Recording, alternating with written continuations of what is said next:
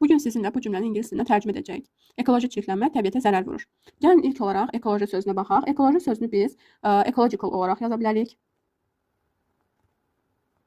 Və yaxud environmental olaraq da yaza bilərik. Çirklənmə sözü pollution. Təbiət nature. Və yaxud ətraf mühit mənasında desək, onda biz deyəcəyik environment. Zərər vurur dedikdə zərər sözü həm harms mənasında deyə bilərik. Zərər vurmaq sözünü daha doğrusu harms olaraq yaza bilərik. Feilin sonuna s artırırıq çünki xəbərimiz təkdədir. Və yaxud pollutions olaraq da, daha doğrusu damages olaraq da qeyd edə bilərik.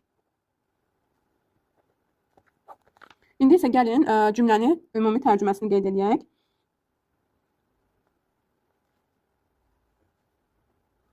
Ecological pollution